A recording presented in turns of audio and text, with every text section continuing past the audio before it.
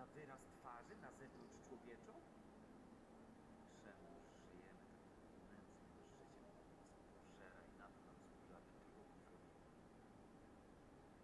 Zegarek zwie sztuchgarskich nocą bił godzinę. Ileż w tej chwili trupów się po świecie narobiło. Matki dzieciom, dzieci matkom pominęły. Ile planów zniweczonych, ile smutku z trupów w tym momencie. I ile pociechy. Iluż opiekunów nieuczciwych, ileż uciśnionych istot trupami. Zły, dobry trup. Cnota, zbrodnia jedna. Siostrami kiedy trupy. Widać więc, że śmierć najlepszy uczynek człowieka. A cóż będzie najgorszym? Narodzenie. Jako wbrew przeciwnym przewodnicząkowi. Mam więc rację gniewać się, że wyszedł na świat. Czemuż mi nie pozwolono zostać się w świecie nieczynnym? Wszakże i tak jestem nieczynny. Cóż przyjdzie komu z mojego bytu? Nie zdam się do ludzi, bo nie mam łydek ani pysków. A choćby mi to. Nic więcej nie wiem. Cóż by było z łydkami, kiedy bez łydek być nie mogę? A trud? Mały? To także tak jak ja nie ma łydek. I tu jeszcze jedno podobieństwo więcej. Więc niewiele mi brak do matematycznie ścisłego pobratania się ze śmiercią. Dzisiaj sobie nie życzę. Chyba, że mam się tak powiedzieć, że jedynie nic sobie lepszego nad śmierci nie życzycie. Jeżeli nie, pragnę was jeszcze widzieć. Nie dla mojego bezpośredniego, ale dla pośredniego szczęścia. Bo wiem, jak mnie kochacie.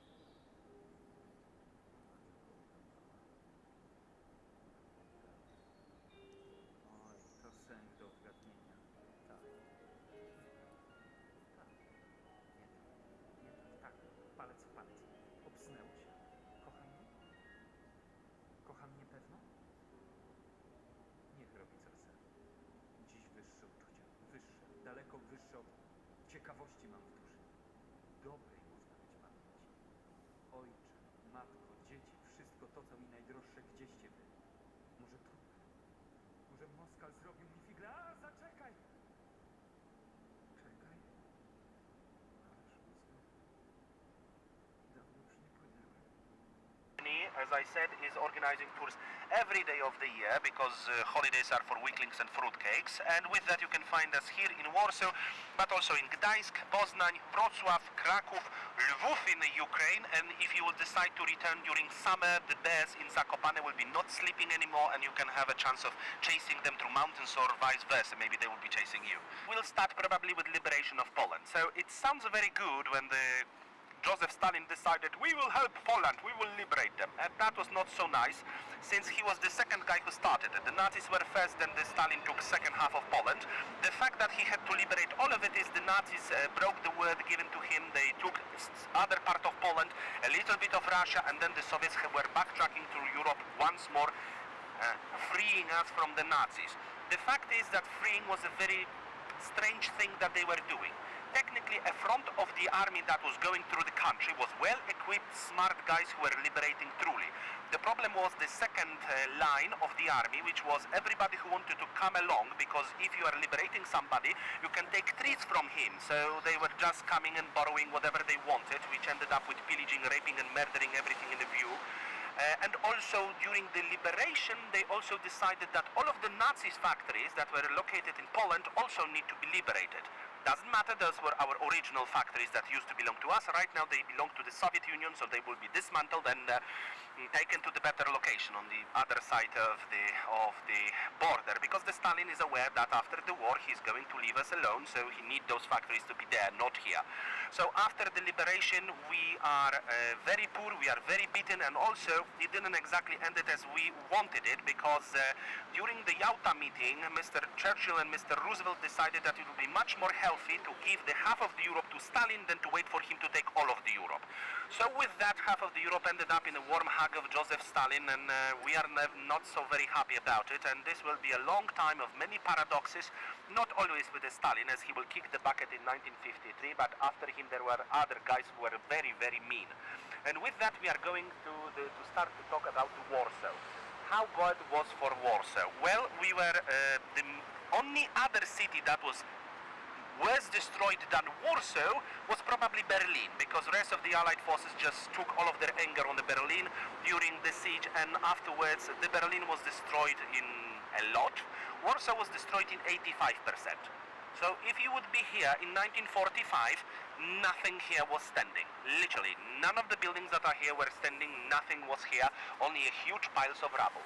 And with that, the government starts a little bit politically, because one of the first buildings reconstructed here is this building. If you can see the white building over there, with the white came the name of the place, and this is another paradox and a funny thing. If you've been in America, you have a very important building that has the same name, the White House. Communists, surprisingly, by hating the capitalists, had nothing against borrowing and ideas and other stuff from other countries. So they make a home of the party, that's the first name, also named the White House. And even the building itself is a part of propaganda, because as you can see, it has a lot of windows, so the government always watches you, of course for your own sake. And also it is white, so it is a symbol of the bright future of the country. Or at least that's what they told us. The fact is also that, well, there is a small problem with when the communism is generally starting for Poland. That was not 1945. The fact is that in 1944, the Polish Communist Party went to Russia to meet with Joseph Stalin, and they asked him for help in creating the communist government in Poland.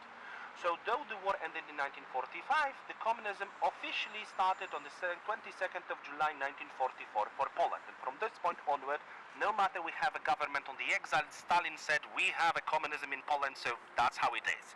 And from this point onward, we are getting this building first, then we are getting also other buildings, and with that we have the messages, like over there, you have this building on the other corner, we have to wait for the tram to pass, and above the bottom windows you have a message, all nations reconstruct their capital. And this is a message because, well, city was destroyed in 85%, and with that we really need to have a lot of help with the reconstruction. As I said, this place was the most important, but what else you can do here? Even the gates are the message, because with those big gates you can go through them and enter the courtyard, so the message is we are open for everybody.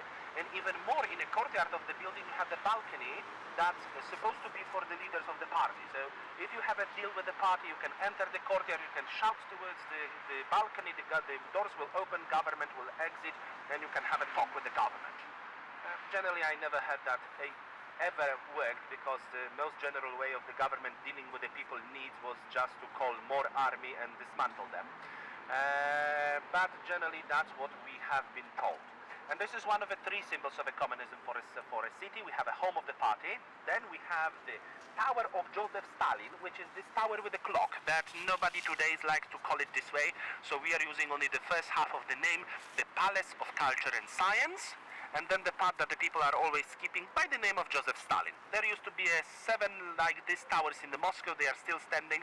We got it the 8th one, there are also some others like this, because, well, this was one of the last one that the Stalin ordered, because he ordered the creation in 1953, and then he conveniently died. So other countries in Europe did not receive this beautiful gift. This is also the only place in Warsaw where you can buy yourself a Ferrari. So I can say we are starting slow, but we are adding to the jokes with the time, and we'll have some more twists like that with the narration in the next hour and a half, when I'll be trying to tell you as much as I can.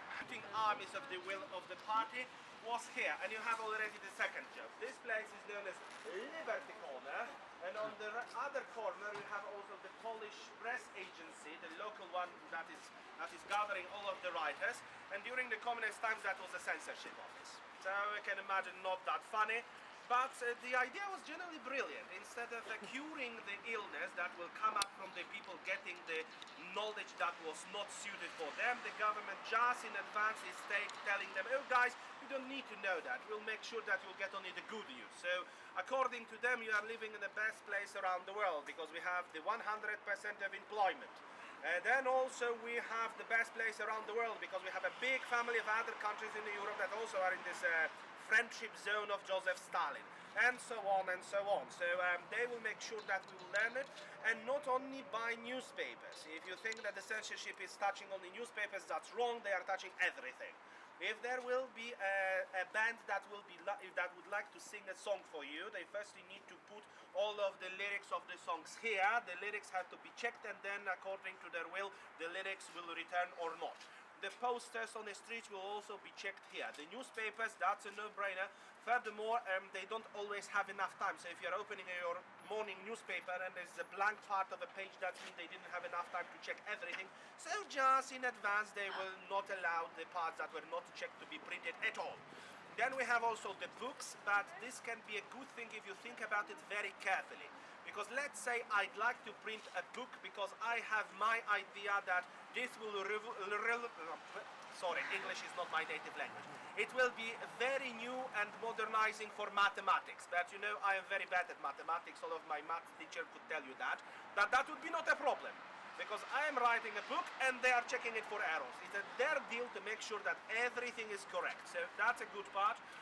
The bad part is that even the radio and TV is not outside their reach. First of all, the radio is the only thing that we can have, because radio is just, you are putting it on and it works. With the TV, it's a little more difficult, because first of all, to have a TV, it means you are very rich.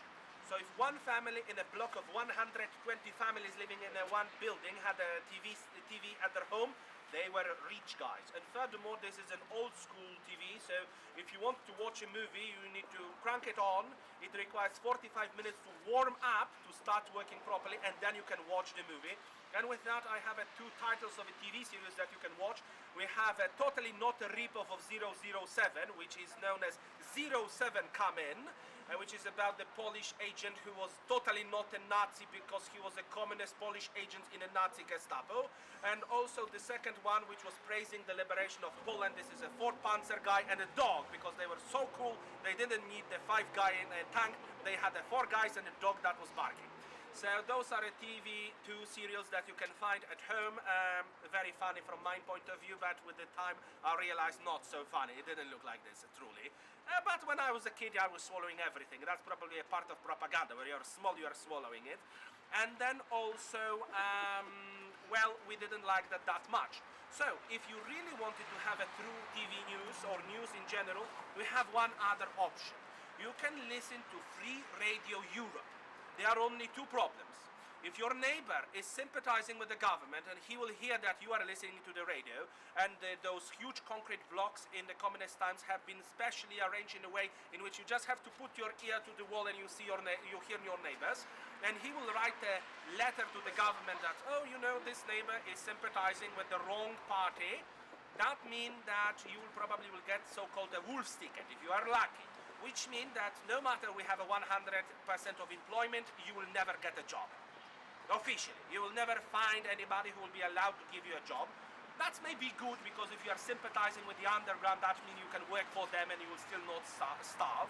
At the same time, the paradox is the people that are listening to the Free Radio of Europe are mostly the government. Because during communist times, everything is a secret on a country level. So to learn the things about your colleagues from the government, the only true source of information, it's a Free Radio of Europe. So half of the Communist Party in Poland was listening to the thing that they were forbidding the other people to listen to. So there's that, of course. And also Polish people would not be themselves if they would not rebel against something, because that's in our blood. And with that, we decided if you don't like to print good newspapers, we'll be doing it for ourselves. So with that, we created the underground line of a printeries. Of course, those newspapers were very, come here, were much, all right, lay down. They were much smaller, like this. And of course, that means you could give them to your neighbor if he was a trusted one. And those small books could go in a circulation like 2 or 3 times.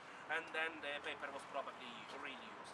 And with that, of course, communism ended. We have it after 1989, and with that recently we added, oh right, there was a head of the party over there, which was the source of the trouble. Here is the execution of the trouble. So this black line that goes here, it's a monument of free speech. It's a symbol of the censorship that is until here present, but here where the doors is lifted up after 89, and we do not have it anymore. or that at least what the government would like to tell you.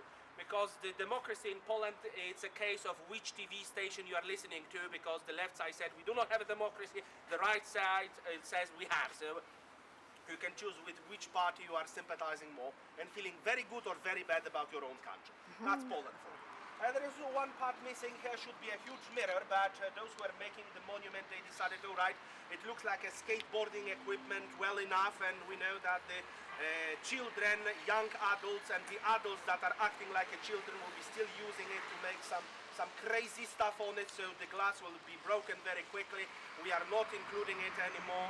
It will never be here, because why lose money if you don't have to, yes? The ministry that we have here is a very crucial for a story, and this is a ministry of agriculture. First of all, the building itself. This columnade that you see here is very special, though it's very useless. This is another trope during the communist times. The building has a proper connection on the other side, because where we are right now, it's technically the back side of the building. With that, we used to have a building with a columnade like this. Before the Second World War, it was a SAS palace, and it used to be a mansion of our kings. However, after First World War, we are putting our army center over there, and the Nazis during the war are blowing it up. Whatever is left is this small piece of a columnade with a tomb of a known soldier. Maybe you visited the place. On the both sides, there should be enormous palace. And there was a requirement for a columnade because it was connecting them. Here, not only you have a connection on the other side of the building, also this columnade is totally useless. All day long, it's like, okay, what our economy requires right now, it's a scythe. All of the factories doing metal work will produce scythe. No matter we don't need them, because he never make a research, he just decided that that's what's needed, because then you have to cut the weeds that you have, so it's required. So all of the factories are producing this one thing. They're having a huge piles of what they produce, and then they are starting to think what we are going to do with it now. And because of that, on one hand, in Poland, we have a huge need for cars, but since we are producing cars and they seem to be very good for us, they will be also equally good for Cuba, for an instance. That's how you can find a communist Polish cars in Cuba today, because they very rarely have enough rain to damage them. And with that, you can find the cars in Cuba that are known as El Polaco. In Poland, we call them a toddler, because this is a Fiat 126P, a very small car. Surprisingly, you can fit 7 people inside, up to 15, depending how hard you are squishing them. And with that, in exchange, what the Poland was receiving, this is the answer for another puzzle. When the Polish children are eating the orange fruits for Christmas once a year, because we are shipping the Cuba the cars, they are shipping us the orange fruits, but this is feeding animal type of fruits, so they are not very tasty. They have this flour taste to them. You are just chewing on them all day long. So that's the thing. We have this ministry, and because of the fact that we are not producing things that are needed at the moment, we have a completely new set of work in Poland, and it requires standing in a line. In the front, try to imagine like this, a Black Friday. Can you imagine it? Your everyday looks like a Black Friday, but instead of having full shop waiting with a promotion, you have completely empty shop, and the people are still standing in the front, because one day they will toss the goods into the shop, we are sure of that. So there were good parts of the lines, because, well, young people were getting to know each other, because you spend together 6 to 12 hours a day, and it is not possible physically to not talk to people around you. Second of all, you need to memorize where you are standing, because the next day at the morning when the group will be coming back to the place, you need to know your location, who was at the front of you, who was at the back of you, and then we start to have these arguments like, you are not standing here, go to the end of it. And the end of it was like 300 meters down the street. Then also we are still trying to be nice to each other, and with that we have a few problems. First of all, you can sit on a wheelchair, and I on purpose didn't say being disabled on a wheelchair, or you can have a child with you. I didn't say it has to be your child, it just has to be small. And then you can be a lady that is pregnant, and from the start position you'll be put in the front of the line. So sometimes ladies were pregnant, sometimes they were artificially pregnant. Sometimes the people were disabled, sometimes they were just sitting on a wheelchair, get me at the front, get me at the front. And also children became a new type of a thing that you can rent from your neighbor. Because at the same time, being a jack of all trades is a new skill that is very required, because if you do not have a big amounts of goods, you are gathering everything. And if you can do this and this and this, well, you are the most praised person in the surrounding. My grandfather was such a person, so even today I have a small boxes of stuff. And I can find there everything, the buttons, the zippers, the nails, screws, everything, pieces of wire. And with that, if you have goods, and your neighbor had a child, and you want to be at the front of the line, you are saying, all right, I'll make you this jacket, I will repair it, but in exchange you'll borrow me a child for tomorrow, I need to be at the front. So very often you see the same child with the different parents. That is the thing. And if you'd like to have a more feel of that, we can either watch an old movies about Poland. Alternative number 4 would be the name of it, Alternative Street. Or also you can play a board game, and the board game is very special. It's known as a line. Of course, the idea of it is to use as many cards as to put yourself at the front and your other players at the back of the line, and you have a, we're not standing here, I'm sorry, I'm pregnant, I have a full right to stand here, and so on and so on. You're exchanging them all the time.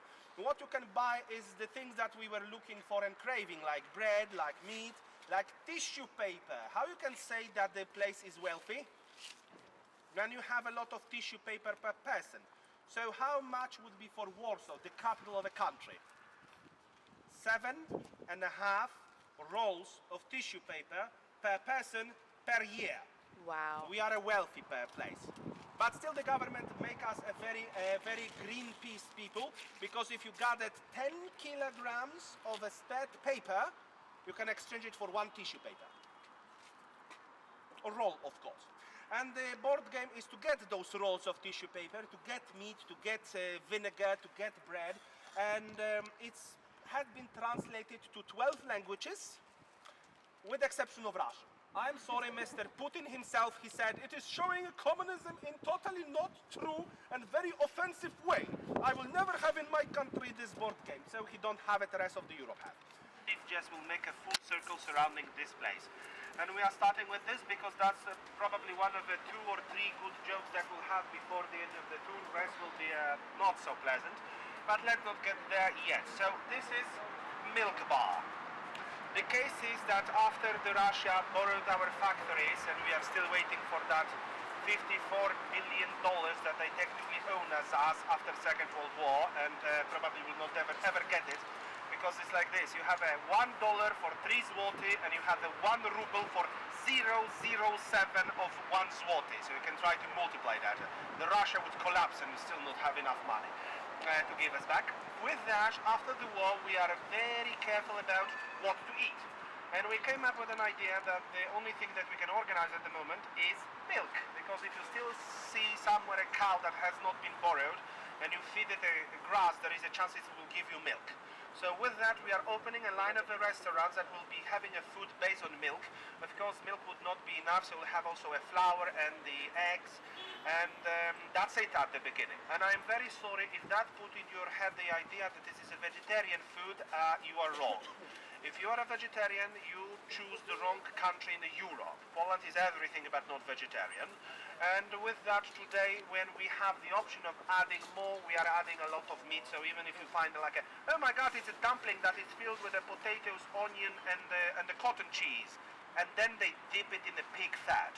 Good luck with calling that a vegetarian. But generally, if you are looking for traditional Polish food, you cannot go wrong with those places. However, as a part of our tradition, they are still working exactly as they used to work during communist times, because that was part of the deal. We allow you to stay because there is no reason to break something that is good, that at the same time you need to be like this living museum. So all of the milk bars in Poland in general supposed to work in the same way. So you are entering through doors, and right at the front you should spot a huge plate with the names of the dishes. Next to the names of the dishes there are prices. If the price is not there, the food is not available at the moment. If you choose what you want to eat, and this is the first problem because the menu is in Polish, so you need to know how to read it. You also need to know how to speak it, because you need to tell the lady with the cash machine what you choose to eat, and you need to pay her in advance, because the case is that first of all, she need to print you a receipt. Second of all, it's not always a very pleasant experience because sometimes they are still mindset of the communist times when I told you being at work and working are two different categories. You are bothering her generally, but very often not. Let that not discourage you.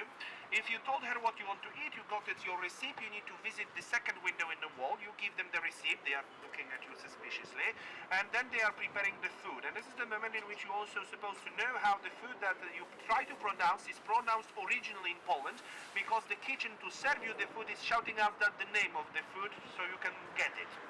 If you go through all of that, you can free to sit wherever you want on the empty space, eat it up, and then last crucial thing.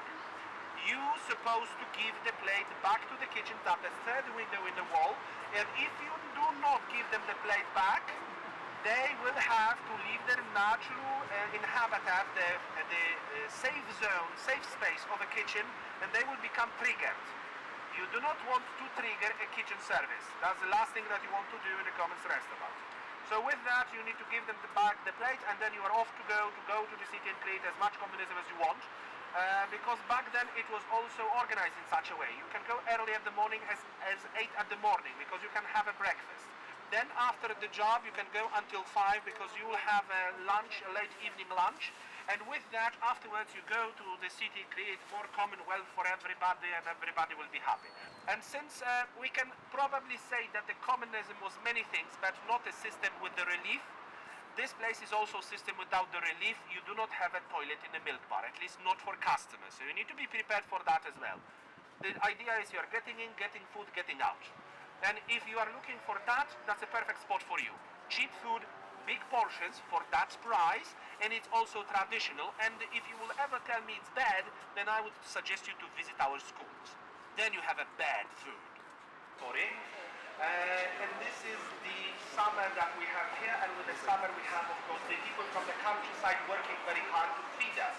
But the thing that the people do not remember today so much is the fact that the city, when it has been liberated after the war, it was very badly damaged, and those who escaped from the country during the war, they said, no, we are not interested in coming back. Communism is not for what we agreed, and we are staying where we are. So that's how we are getting a huge Polish population in France, England, Canada, Australia, anywhere where we ended up, we are there. I'm aware we are there because, you know, we are very difficult to get rid of. But at least we are not stealing so much anymore, I hope. Don't we? We became too lazy. The Europe made us soft. So with that, we have the people coming to the city from countryside, because the message was, if you come to the city, you will get a flat for free, but not exactly for free. You have to make it first. So the people are coming, they are doing 200% of a daily norm each day, and those buildings are raising up like a crazy, and at the end of the day, you are the lucky guy, you have your keys, it's your home. The only problem is that many people in Poland, it's like this. Before the First World War, the part of Poland that is known as Russia, because before the First World War, Poland is not on the maps. We have Russia, Prussia, and Austria. They have a 60% of illiteracy. 60% of the people living under Russian occupation do not know how to read or write. Then we are getting the First World War, and because of the mixing of the part of Prussia and Austria, which were very into science, we are dropping to 20% of illiterate in the country. But then it will also jump up during Second World War, because both Hitler and Stalin were into getting rid of intellectuals. So once more we have a huge mass of the people that are not exactly well educated. That will be our next stop. So what the person coming from a countryside can see in the city? Well, he can, for instance, see for the first time in their life a bathtub, because they never had such an equipment in their place. In the countryside, connecting with the nature is literally connecting with the nature, where you are going around the corner, and that's it. You are going to clean yourself. That's mostly for Christmas and Easter, and sometimes where you are becoming too scratchy. So without offending them, they are a simple folk. So when they see a huge metal bowl, what you can put inside? Well, chicken, of course. A livestock chicken, because that's the best way where you can herd it. So you are entering the flat of your neighbor and you switch from the kitchen, from the bathroom. Well, he's from a countryside. He brought his belongings with him into the city. Where then you put a pig? Any ideas? The balcony. it's a perfect spot because the balcony is big, the pig has enough room to grow. Furthermore, the balcony above is protecting her from rain, and whatever fell out from the pig can be wished to the green area beneath, and that's how the green grass is going much higher and much greener. And with that, the pig will be living there until the government will realize that the meat is this luxury good, like a tissue paper, like cigarettes, like tobacco and everything else, and they will just take it for themselves. So with that, the people are living here, and with that I have one story that I'd like to share with you. As I mentioned, my grandfather was this jack of all trades, and because of that, he had helped our neighbor during those times that really wanted to sever the bond with his family, with the countryside, but not so much. The fact is that the guy came from the countryside as a young boy. He was raised in Warsaw, so he went to the proper school, but for a Christmas, no matter how much he was trying to convince the family, they were always sending him a livestock chicken. But the guy, truth be told, was very soft. So when there was a time for a chicken business of doing the manly thing with the neck of the animal, he was like, disgusting. No, I will not do it. So each different family in the block was getting the chicken each Christmas, until one day he said, enough is enough. I am a laughing stock of my neighbors. They are all making jokes about me. I'm cutting this thread. So he sent the last letter. If you will send me one more chicken, you are not my family. So with that, he was left with the last chicken that came, and then he realized that technically that was the one thing that connected him with the country, with the family that is like 300 kilometers away. So it would be a very bad thing to kill the animal now. That is the last thing that connects him with them.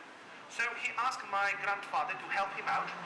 My grandfather was a very smart guy, so he created, let's call it a BDSM equipment for a chicken. It was like a small leather cage for the animal, so the legs could stick out and the tail could stick out, and that was the way to walk with the chicken, because everybody had a dog or a cat, and this guy had a chicken that was walking with him on the park, and that was the most original. From the most laughed about guy, he became the most popular guy in the entire building. We have a twist. They are not children, they are adults. The government very quickly decided that from keeping people illiterate is a stupid idea. Because if they cannot read the newspapers that will praise the fabulous communism, and if they cannot write, they cannot make a list for the government who is doing what thing in the neighborhood. So everybody after the war who want to go to school, no matter how old he is willing to learn, they can go to elementary school. What then afterwards? Well, generally the more hard on your back line of work you are performing, the better for the system. So the people that are most praised are heavy labor workers from factories, those who are coal miners, those who are working with the train companies. Those are three fields in which you are a guy. With the trains it went crazy. Even if you are just blowing a whistle at the train station, you are like a nobility. And with that also, sometimes you want to go to university. Is that possible? Yes, of course it's possible. First, you need to go through the exams. Then you need to make sure there are enough places per the class at the university that want to go, or you can skip all of that because you joined the party.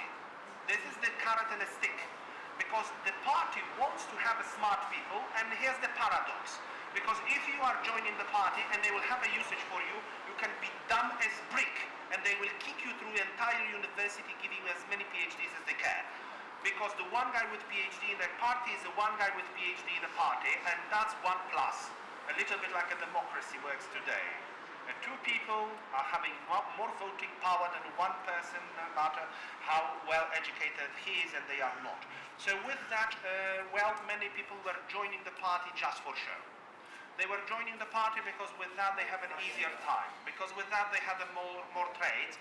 And then with those people you are getting these very awkward moments during the Christmas where your granduncle was coming to the table and he was sitting and was like, guys, just in case, you know I have to make a report out of it later, so just try to keep your political situation to yourself. Huh? It's interesting you mentioned about, they were working so hard, 200%, and forgetting to put the layer between the bricks, because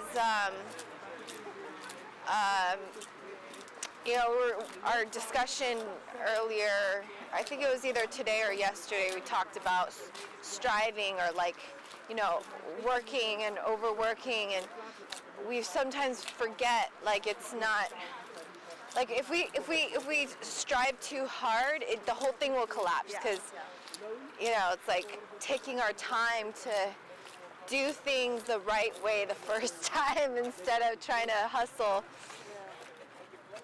Yeah, you have to remember about all the parts. You can't skip. Yeah. It might look good now, but any little like earthquake or something And the whole structure will fall down if not done the right way, or like the slow and steady way, I guess. Yeah, I could see how like the pendulum swings from like one extreme to the other because they've been so suppressed with like lack of material stuff, that when it, like this happened in China where like when Deng Xiaoping came and really just opened up the economic opportunities for China, like it became like hyper materialistic, you know? The Chinese people became super materialistic. And you know, it's just good to have a balance. And oh my God, and it's so interesting that you know, we were talking about the Polish meetings, how everyone's like talking about their feelings because they haven't talked about it in so long, because it was so taboo back in the communist society where you just don't talk about your feelings. It's considered weak. It's considered like, you talk about it too much, you think too much, and then you kind of see that reality isn't what it is. So yeah. not to think too much. Yeah, I just do. You know, it's like so interesting now that things are opening up. People are really embracing the feelings, like, you know, embracing your feelings and being able to purge through the crying and the pain, and oh my God, it's just anger. Yeah, we gotta grieve for sure, and like the whole anger process. Yeah, well, I'm really surprised that the world still exists sometimes, because I mean the anger that I had of this injustice, and I understood people who would go into, you know, a building and shoot at people, you know? Yeah. It was, I got it. It's very important. What is happening in a Catholic church during spring? Easter. So the government that wants to convince people to not be religious will be doing everything in their might, good or bad, to convince people to not be religious. Because situations like this. Before the First World War, we had the Christian Protestants, Christian Orthodox, Christian Catholics, and the Jews. Christian Protestants are mostly in Germany, so Prussia and Austria and Hungary will make a Germany, they have their own place. Where the Russia used to be, we have Poland, so the Orthodox is also not welcome. And I am sorry to tell you, but most of the not Christian Catholic churches, because of not very friendly situation at that moment, had been on purpose by the people dismantled or repurposed. So right now, those other than Christian Catholics are very rare to be found in the city. Then you probably remember what happened with the Jewish community during Second World War. I know that most of you will stop on the 6 million casualties, but we need to change this number a little bit. All of the people killed by the Nazis during the Holocaust of the Second World War is 12 million. 6 million is just the Jews, but inside of that you have included 3 million Jewish people living in Poland. So we almost lost all of them. The number of the Jewish people saved from Poland that we did was 375,000. Some of them will return, some of them will say, no, we have our Israel, we are going home. But with that, of course, the Jewish community will cease to exist. So who is left? Christian Catholics. 97% of Poland after the war is Christian Catholic. So the government thinks, all right, they had like 40-something uprisings for the last 200 years. Those people are crazy. If we will tell them they are not religious anymore, we'll have another uprising after uprising, even without the communism making everybody go nuts. So it will be much easier to allow them to have churches, but will make it a little bit more difficult for them to take part in the religious celebrations. So you have Easter, but on the other hand, you have a lot of parades and marches organized in the city during that day. You'll have a day free of the job, so you can take part in the parade, and then also we'll make softer decisions. This square is the place where parades were ending. They were starting next to the palace, and they were coming here. And what is on the end is this MDM building, which is a hostel. Why the building is here? It's non-purpose because behind it you have a church. And you can probably agree that it would look very, very odd if the communist 80s parade will finish up at the doorstep of a church. So the government said, put the building here, but just in advance, make sure that the base is strong. So we know it from the archives that the base of the building is so strong, in fact, that we can put a second building looking exactly like the first one on top of it. It can be twice tall as it is now, and it would still hold together, because the government said, just in case it is not covering the church completely, we'll have this exit valve. Just in case. They never did it. Okay, they said, we have a one line, let's not break it. It's good enough. But still, we'll have persecutions of the priests. Very often so-called bezpieka, which is the equivalent of AKWD. NKWD. They will making the persecutions of priests for show. Very often they were visiting a flat of the priest, they were leaving the anti-communist propaganda in his flat, then they were waiting for him to return. Oh right, we are checking your flat. Oh no, look, what is that? It's a propaganda, you're coming with us, sir. Very often they were closing the seminaries, the public prayer was forbidden. The priests getting to the army, being the priests in army, were also forbidden for most of the time to do it, but, well, officially we had a clergy and officially they were allowed to exist, which is much more than some other countries got it under communist occupation. So with that, we have the religion that holds us together. It's still here. Jewish people are also here, by the way. Some of them did survive, and surprisingly, the community is even growing now. From 600 in 2014, we have 3,500 in Warsaw now, so very rapidly but growing. But still, I would say 14,500 for entire country is not that much.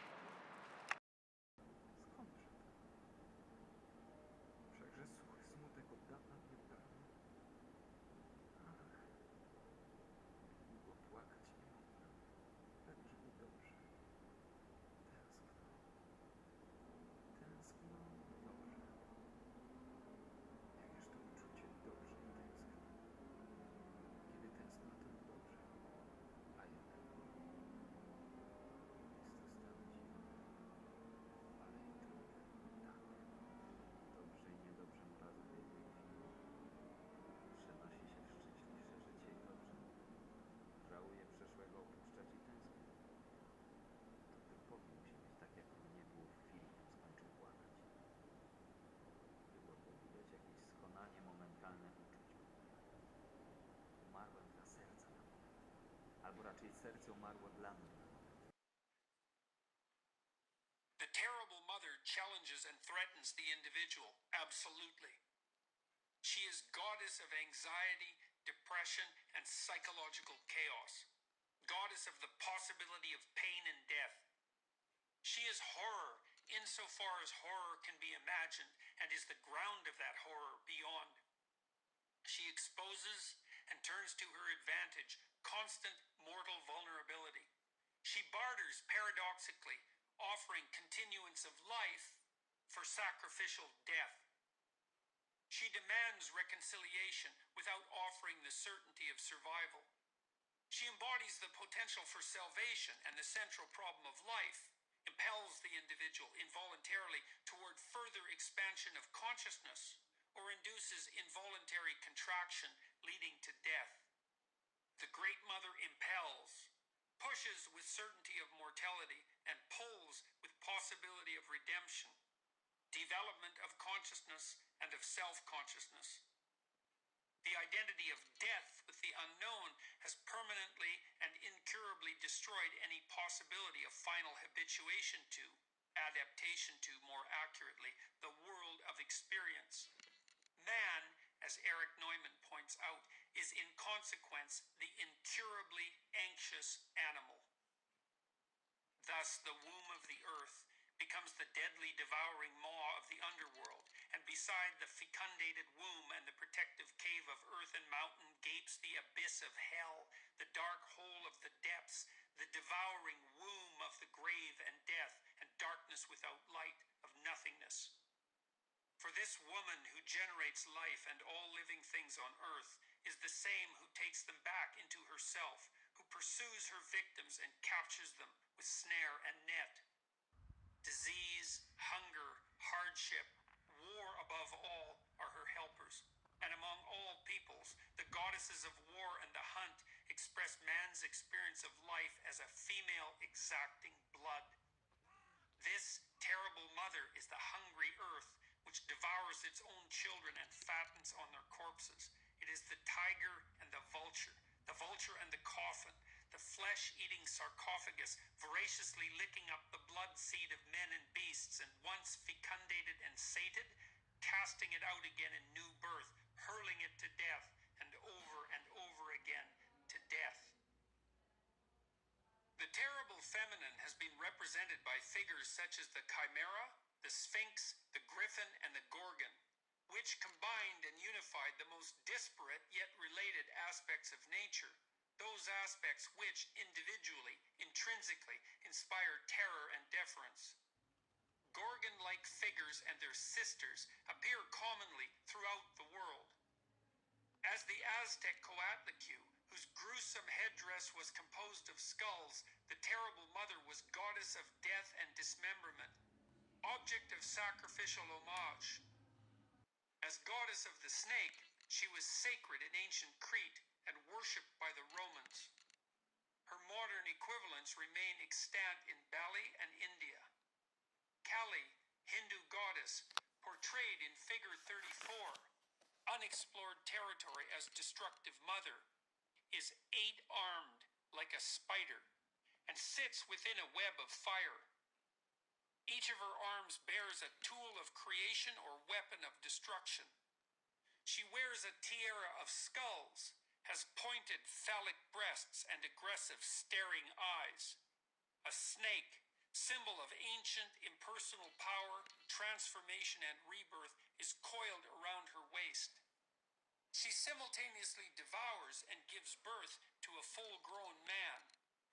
Medusa, Greek monster, with her coif of snakes, manifests a visage so terrible that a single exposure turns strong men to stone, paralyzes them permanently with fear. This Gorgon is a late vestigial remnant, so to speak, of an early goddess who simultaneously embodied nature's incredible productive fecundity and callous disregard for life. A neuropsychological description of the brain's response to the unexpected, such as we encountered earlier, is one thing. The mythological representation is another. Consideration of the figure of the great and terrible mother is salutary, helps breed understanding of just what it is that our cultures, that is our ritual identification with the dead, protects us from. We are shielded from the terrors of our imagination and from the things that breed such terror by the overlay of familiarity granted by shared frameworks of action and interpretation. These walls serve their purpose so well that it is easy for us to forget our mortal vulnerability. Indeed, we generated those walls to aid that forgetting. But it is impossible to understand why we are so motivated to maintain our cultures, our beliefs, and associated patterns of action without gazing at and appreciating the horrible figures generated by our ancestors. The Great Mother in her negative guise is the force that induces the child to cry in the absence of her parents. She is the branches that claw at the night traveler in the depths of the forest. She is the terrible force that motivates the commission of atrocity, planned rape, and painful slaughter during the waging of war. She is aggression without the inhibition of fear and guilt, sexuality in the absence of responsibility, dominance without compassion, greed without empathy. She is the Freudian id, unconsciousness contaminated with the unknown and mortal terror and the flies in the corpse of a kitten. She is everything that jumps in the night, that scratches and bites, that screeches and howls. She is paralyzing dismay, horror, and the screams that accompany madness. The Great Mother aborts children and is the dead fetus, breeds pestilence and is the plague. She makes of the skull something gruesomely compelling and is all skulls herself. The boy knows that they are to be introduced to some monstrous power who exists in the night, in the forest or cave in the depths of the unknown. This power, capable of devouring them, serves as the mysterious deity of the initiation. Once removed from their mothers, the boys begin their ritual.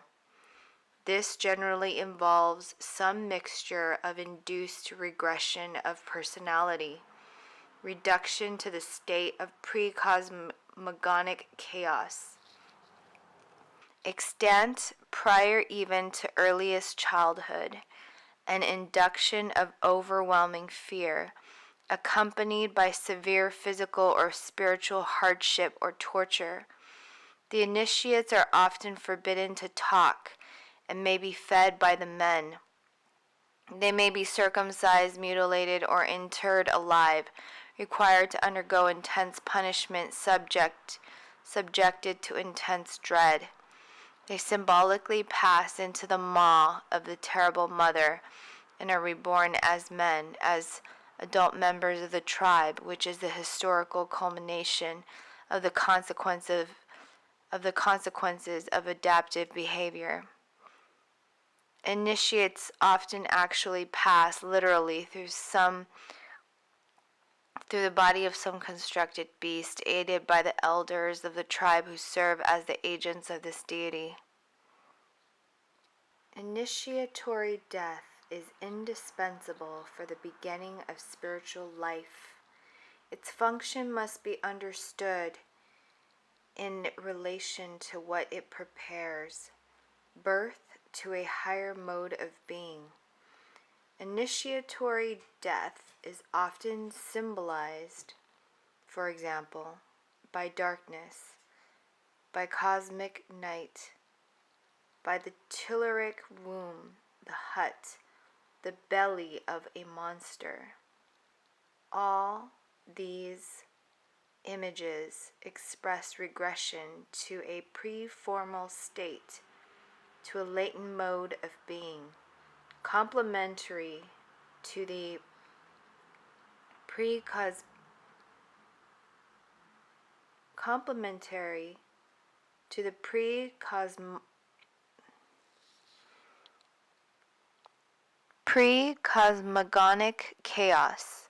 The terror induced by ritual exposure to the forces of the unknown appears to put the brain into a state characterized by enhanced suggestibility, or at least by dramatically heightened need for order, by need for coherent and meaningful narrative. The person who is in a state where he no longer knows what to do or what to expect is highly motivated to escape that state by whatever means necessary. The stripping away of a former mode of adaptation engendered by dramatic shift of social locale, of context, produces within the psyche of those so treated a state of acute apprehension, an intense desire for the reestablishment of predictability and sense. This acute apprehension is, as we have seen, the consequence of the renovelization of the environment. Sufficient challenge posed to the integrity of a previous personality disrupts its structure, freeing phenomenon previously adapted to from the grasp of familiar action and valuation. In accordance with the constraints noted previously, appeal to imagination, self-sustenance, etc. The episodic memory systems map procedure and outcome thereof, and thereby come to contain similar paradigmatic structure, imagistically and then more purely semantically. Over time, the unknown nature thereby comes to be represented mythically as the affectively bivalent Great Mother, simultaneously creative and destructive. The known culture becomes the Great Father, tyrant and wise king, authoritarian and protective personality, adapted to the unknown.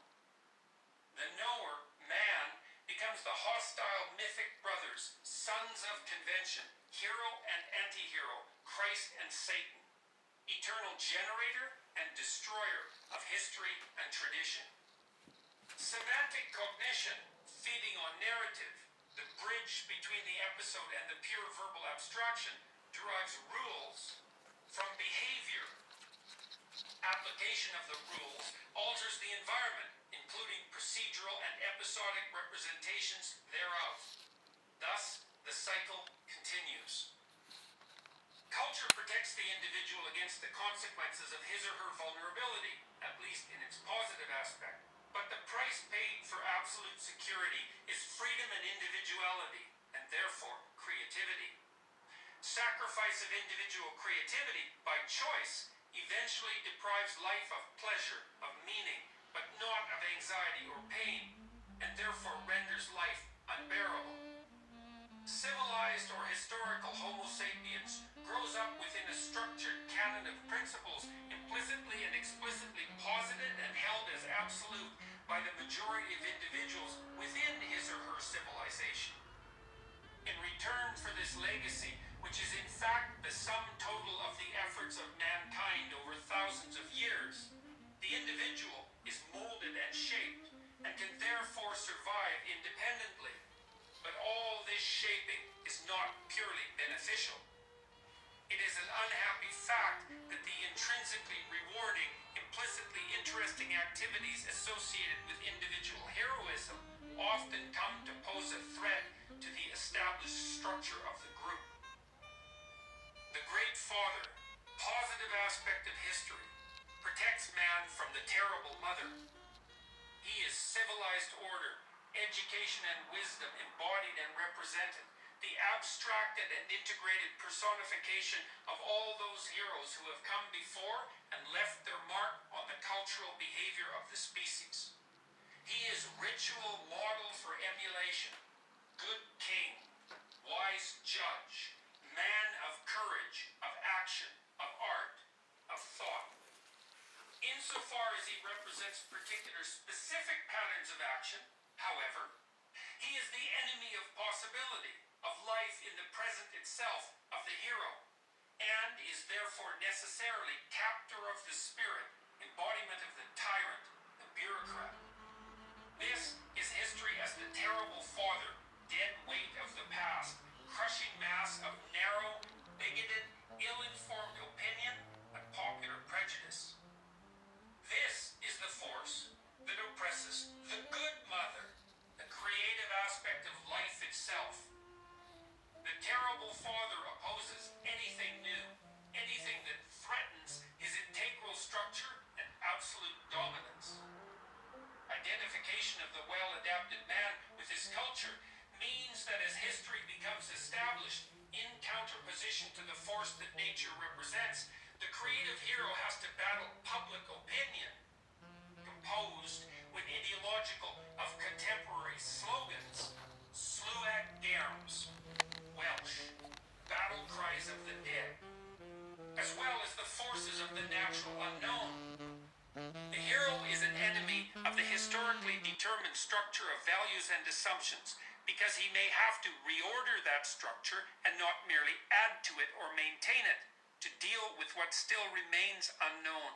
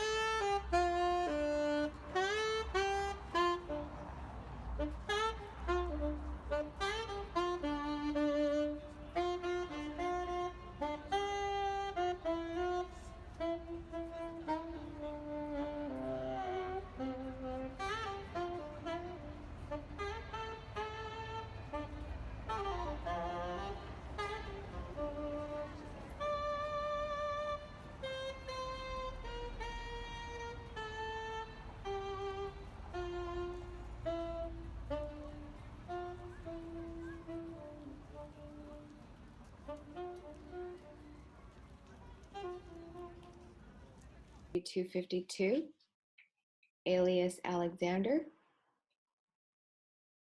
I'm going to take this whole thing again, and I'm going to copy this.